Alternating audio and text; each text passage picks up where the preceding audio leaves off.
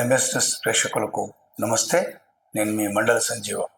మిత్రులారా, ఈరోజు ఈనాడు, వెలుగు, ఆంధ్రజ్యోతి, నమస్తే తెలంగాణ వార్త పత్రికలో ఉన్నటువంటి ప్రధాన అంశాల విషయానికి వస్తే, పేరుకపోయిన ఫీజులో ప్రైవేటు కళాశాలల యాజమాన్యాల పిలుపు మేరకు కళాశాలలు బంద్ అనేటువంటి విషయానికి రాష్ట్ర డిప్యూటీ సీఎం పట్టి విక్రమార్క గారు, ఉత్తమ్ కుమార్ రెడ్డి, శ్రీధర్ బాబు మంత్రివర్యులు యాజమాన్యాల వారితోని సంప్రదించినటువంటి నేపథ్యంలో ఒక ఒప్పందానికి వచ్చినటువంటి సందర్భంలో ఈ యొక్క యాజమాన్యాలు మాత్రం ఈ యొక్క బంద్ విరమణను ఉపసంహరించుకున్నట్టు దానికి సంబంధించినటువంటి వార్త ఈరోజు అన్ని దినపత్రికల్లో మనం చూస్తున్నాం మిత్రులారా. మరి సుమారు 1,000 కోట్ల రూపాయల వరకు ఈ యొక్క కళాశాలల పైన ఉన్నటువంటి యొక్క ఫీజులు ఒక వారం రోజుల్లో ఒక సగం విడత చెల్లిస్తూ మరి దీపావళిలోగా మిగతా బకాయిలు చెల్లిస్తామనేటువంటి రాష్ట్ర ప్రభుత్వం ఒప్పందం మేరకు ఒక యాజమాన్యాలు మాత్రం ఈ యొక్క బంద్ విరమణను ఉపసంహరించుకున్నట్టు ఒక వార్తల్లో తెలుస్తుంది. ఇక అదేవిధంగా సుమారు 1,400 కోట్ల రూపాయలు ఈ యొక్క ప్రైవేటు ఆసుపత్రులకు ఆరోగ్యశ్రీ అనే పథకం కింద బకాయిలు ఉన్నటువంటి నేపథ్యంలో ఆరోగ్య సేవలు నిలిపివేత అనేటువంటి విషయానికి సంబంధించినటువంటి వార్త కూడా ఈరోజు అన్ని దినపత్రికల్లో ఈ వార్త ఉంది మిత్రులారా.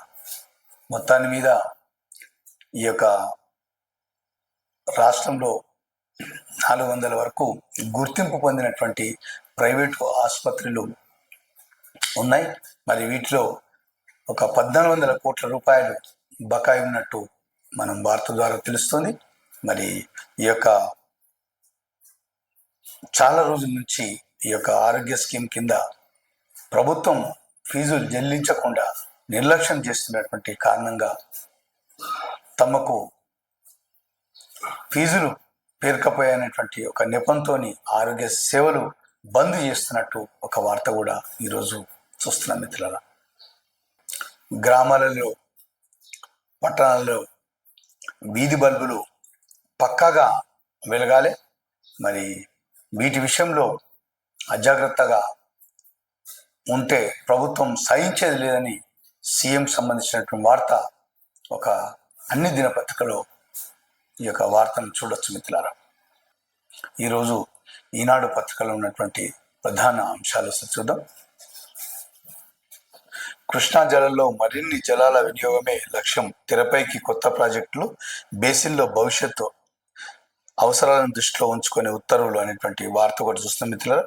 ఇక కొన్ని కీలక నిబంధనలపై స్టే, వక్ఫ్ చట్టాన్ని మొత్తంగా నిలువరించలేమన్న సుప్రీంకోర్టు, ఈ మధ్యంతర ఉత్తర్వులేనని వెల్లడి, తుది విచారణలో పూర్తి వాదనను వినిపించవచ్చని సూచన, స్వాగతించిన ముస్లిం సంస్థలు అనేటువంటి వార్త మిత్రులారా. ఇక అక్రమం జరిగిందని తేలితే బీహార్ ఎస్ఐఆర్ను రద్దు చేస్తాం, ఎన్నికల సంఘానికి సుప్రీంకోర్టు హెచ్చరిక, అక్టోబర్ 7న తుది విచారణ అనేటువంటి వార్త ఒకటి చూస్తున్నాం. ఇది కోర్టులకు సంబంధించినటువంటి వార్త మిత్రులారా. ఇక వీధి దీపాలపై పక్కాగా లెక్క, ప్రతి లైటు వెలగాలి, అవసరమైన టెండర్లు పిలవాలి, సీఎం రేవంత్ రెడ్డి ఆదేశం అనేటువంటి వార్త కూడా చూస్తున్నాం. ఇక కళాశాల ప్రతినిధులతో చర్చలు జరుపుతున్న బట్టి ఉత్తమ్, శ్రీధర్ బాబు, కళాశాలల బంద్ విరమణ, సర్కార్తో చర్చలు సఫలం, వారంలో 600 కోట్లు, దీపావళిలోపు మరో 600 కోట్లు చెల్లించటకు ప్రభుత్వ అంగీకారం అన్నటువంటి వార్త ఒకటి. ఈరోజు వెలుగు పత్రికలో ఉన్నటువంటి ప్రధాన అంశాలు చూద్దాం. వక్ఫ్ బోర్డులో మెజార్టీ సభ్యులు ముస్లింలే ఉండాలి, సవరణ చట్టంలో సేవలు కీలక ప్రొవిజన్లపై సుప్రీం స్టే అనేటువంటి వార్త కూడా చూస్తున్నాం మిత్రులారా. చట్ట విరుద్ధమని తేలితే సర్ను పక్కకు పెడతాం, ఈసీని హెచ్చరించిన సుప్రీంకోర్టు అనేటువంటి వార్త. ఇక ఎల్ఈడి స్ట్రీట్ లైట్లకు కమాండ్ కంట్రోల్ సెంటర్తో లింక్ అనేటువంటి వార్త. పగటిపూట విద్యుత్ దుర్వినియోగం కాకుండా పక్కాగా పర్యవేక్షణ, అధికారులకు సీఎం రేవంత్ ఆదేశం అనేటువంటి వార్త కూడా చూస్తున్నాం. ఇక ఫీజు బకాయిలు రిలీజ్కు ఓకే, వెంటనే 600 కోట్లు విడుదల చేసేందుకు ఒప్పుకున్న సర్కార్ అనేటువంటి వార్త. ఇక ఈ వారంలో రాష్ట్రానికి 80,000 టన్నుల యూరియా అనేటువంటి వార్త ఒకటి చూస్తున్నాం మిత్రులారా. ఇక గత ఒక 2 నెలల నుంచి రాష్ట్ర వ్యాప్తంగా యొక్క యూరియా లేక అనేకమైనటువంటి ఇబ్బందులు ఎదుర్కొన్నటువంటి రైతులు, మరి యొక్క యూరియా విషయం పైన రైతుల్లో ఆగ్రహం అంత ఇంత కాదు. ఒక రోజు 2 రోజులు యొక్క లైన్లో నిలబడితే కానీ ఒక సంచి బస్తా దొరికే పరిస్థితి లేక అనేకమైనటువంటి ఇబ్బందులు ఎదుర్కొన్నటువంటి రైతాంగం మాత్రం తీవ్ర కోపానికి ఒక దశలో అసలు రాష్ట్ర ప్రభుత్వం పైన అనేక విమర్శలు చేసినటువంటి రైతాంగానికి మరి 80,000 టన్నుల యూరియా అనేటువంటి ఒక మాట చెప్తారు. మరి ఇది ఎంత తొందరగా అమలు చేస్తే అంత మంచిది. సంతృప్తిని, రైతుల సంతృప్తిని పరచకపోతే మాత్రం రాష్ట్ర ప్రభుత్వం మరిన్ని విమర్శలు ఎదుర్కొనే పరిస్థితి ఉందని అధికారులు చెప్తున్నటువంటి విషయం మిత్రులారా. జీతాలకు మించిన లోన్లు, ఈఎంఐకి తిప్పలు, సాఫ్ట్వేర్ ఉద్యోగుల్లో ఎక్కువ, జాబ్ రాగానే కార్లు, బైకులు, ప్లాట్ల కొనుగోలుకు లోన్లు అనేటువంటి వార్త ఒకటి ఉంది. ఇక భారత్ మా మక్కలు కొనాలి, లేకపోతే అమెరికన్ మార్కెట్లోకి రాకుండా చేస్తాం, యుఎస్ అనేటువంటి వార్త ఒకటి ఉంది. ఇక బండి సంజయ్పై కేటీఆర్ 10 కోట్ల పరువు నష్టం దావా అనేటువంటి వార్త ఒకటి ఉంది. ఇక నీ ఇజ్జత్ దావాలకు భయపడ, లీగల్గా రాజకీయంగా ఎదుర్కొంటా, కేటీఆర్పై కేంద్ర మంత్రి బండి సంజయ్పై నేను తంబాకు తినట్లేదని గుడిలో ప్రమాణం చేస్తా, నువ్వు డ్రగ్స్ తీసుకోలేదని ప్రమాణం చేస్తావా, దమ్ముంటే తన సవాల్ను స్వీకరించాలని డిమాండ్. మరి కేటీఆర్, బండి సంజయ్ విమర్శ ప్రతి విమర్శ ఇలా ఉన్నాయి మిత్రులారా. ఈరోజు ఆంధ్రజ్యోతి పత్రికలో ఉన్నటువంటి ప్రధాన విషయాలు చూద్దాం. మెట్రో మాకొద్దు, అప్పులు అధిక వడ్డీలు భరించలేకపోతున్నాం, 6,000 కోట్లు ఇస్తే ప్రాజెక్టు నుంచి తప్పుకుంటాం, మా ఈక్విటీ వాటాను విక్రయించదు సిద్ధం, కేంద్ర రాష్ట్ర ప్రభుత్వాలకు ఎలాంటి లేఖ అనేటువంటి ఒక వార్త ఒకటి చూస్తున్న మిత్రుల. ఇక వక్ఫ్ చట్టంలో కీలక నిబంధనలు నిలిపివేత అనేటువంటి వార్త ఒకటి ఉంది. ఉన్నత విద్యా సంస్థలకు 600 కోట్లు. ఇక ఓ దొంగ కొల్ల కేసు, పోలీసు ఇంటూ పోలీసు అనేటువంటి వార్త ఒకటి, ఇది ఆంధ్రప్రదేశ్ సంబంధించిన వార్త. ఇక కోటి కార్డులు, రికార్డు స్థాయికి చేరిన తెల్ల రేషన్ కార్డులు, కాంగ్రెస్ సర్కార్ ఏర్పడిన నాటికి 89,95,282 కార్డులు ఒకటి అనేటువంటి ఒక వార్త ఉంది. ఇక కొత్త కార్డుల పంపిణీతో ఎంత చేరింది? 1,22,324 కొత్త రేషన్ కార్డుల సంఖ్య చేరిందట. ఇక కప్పింది కాంగ్రెస్ కండువాని, ఆ ఎమ్మెల్యేలు కాంగ్రెస్ భేటీలోనూ పాల్గొన్నారు, ఆ పార్టీని గెలిపించాలని పిలుపునిచ్చారు, అభివృద్ధి కోసం కలిసింది కాదు, ఫిరాయింపై రాహుల్ను కలిశారు, ఫోటోలు కూడా దిగారు, ఎమ్మెల్యేల ఫిరాయింపై అసెంబ్లీ అదనపు కార్యదర్శికి ఆధారాలు అందజేసిన బీఆర్ఎస్ అంటే వార్త ఒకటి ఈ విధంగా ఉంది మిత్రులారా.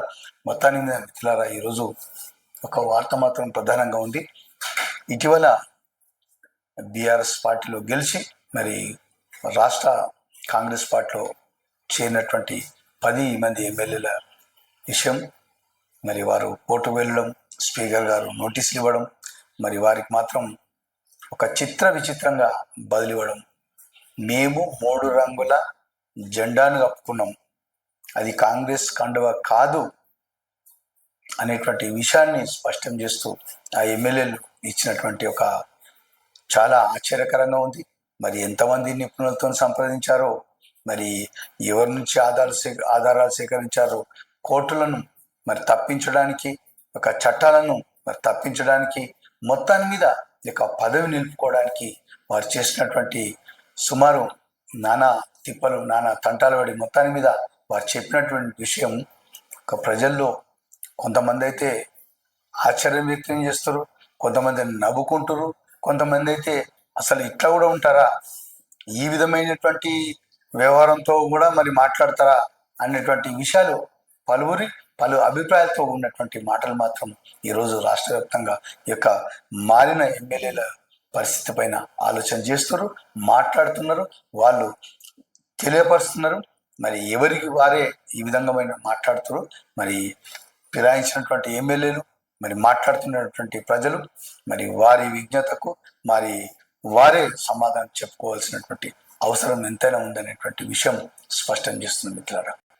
150 మీటర్ల ఎత్తులో తుమ్మిడిఎట్టి బ్యారేజీ మహారాష్ట్రతో సంప్రదింపులు జరపాలన్న సీఎం రేవంత్ అనేటువంటి వార్త ఒకటి ఉంది. ఇక వీధి దీపాలపై పక్కగా పర్యవేక్షణ ఉండాలనేటువంటి వార్త.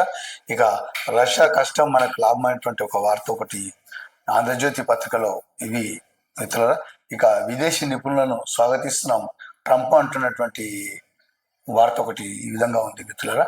ఈరోజు నమస్తే తెలంగాణ వార్తాపత్రికలో ఉన్నటువంటి ప్రధాన అంశాలు చూద్దాం. జూబ్లీహిల్స్ ఉప ఎన్నికల్లో విజయం గులాబీదే అనేటువంటి వాట. ఇది జనం మాటలట ఈ విధంగా ఉంది. ఇక 42.8% మద్దతుతో ముందంజలో బీఆర్ఎస్. మరి ఎక్కడి నుంచి చేయించారో సర్వే మాత్రం వీళ్ళే గెలిచినట్టు అయిపోయింది. మొత్తానికి గెలిచినట్టే ఉంది వీళ్ళ సర్వేల. ఇక మరి 42.8% మద్దతుతో ముందంజు దానిలో బీఆర్ఎస్ అనేటువంటి వార్త. ఇక వాళ్ళు లెక్కలు కూడా ఇచ్చారు, ఏ పార్టీకి ఎన్ని ఓట్లు పడితే లెక్క కూడా ఇచ్చారు వాళ్ళు. జూబ్లీహిల్స్ ఉప ఎన్నికల్లో మీ ఓటు ఎవరికి? బీఆర్ఎస్ 42.80 ఆల్రెడీ గెలిచిపోయింది. కాంగ్రెస్ 32.70, బీజేపీ 19.50, ఇతరులు 5% అనేటువంటి వార్త కూడా మొత్తాన్ని మీద గెలిచినట్టే వార్త ఉంది. ఇందులో చూద్దాం మరి వాస్తవంగా ఏం జరుగుతుందో. ఆ ఎమ్మెల్యేలు దొరికిన దొంగలు ఇక్కడ బయటపడ్డ కోర్టు ముందు తప్పించుకోలేరు. 10 నియోజకవర్గాల్లో ఉప ఎన్నికలు ఖాయం. స్పీకర్ ఇచ్చిన గడువులోగా రిజైండర్ ఇచ్చాం, కోర్టు ఇచ్చిన గడువులోగా స్పీకర్ నిర్ణయం తీసుకోవాలనేటువంటి వార్త. ఇక బండి సంజయ్పై కేటీఆర్ పరువు నష్టం దావా అనేటువంటి వార్త ఒకటి ఉంది. 108 అంబులెన్స్లో భారీ స్కామ్ అనేటువంటి వార్త ఒకటి ఉంది. ఇక పథకాలకు పాత్ర చెప్పుల జాతర, కాంగ్రెస్ పాలనలో రాష్ట్రం అస్తవ్యస్తమైనటువంటి కేటీఆర్ అంటున్నటువంటి మాట ఒకటి ఈ విధంగా ఉంది. ఈరోజు వార్తల్లో ప్రధానంగా చూస్తే ఈ యొక్క ఫీజుల బకాయి పైన ఈ యొక్క ప్రైవేటు కళాశాలల యాజమాన్యం రాష్ట్ర సర్కార్కు ఒక ఒప్పందం జరిగింది. అదే వార్త ఈరోజు ప్రధానంగా అన్ని దినపత్రికల్లో ఈ వార్త ఉంది మిత్రులారా.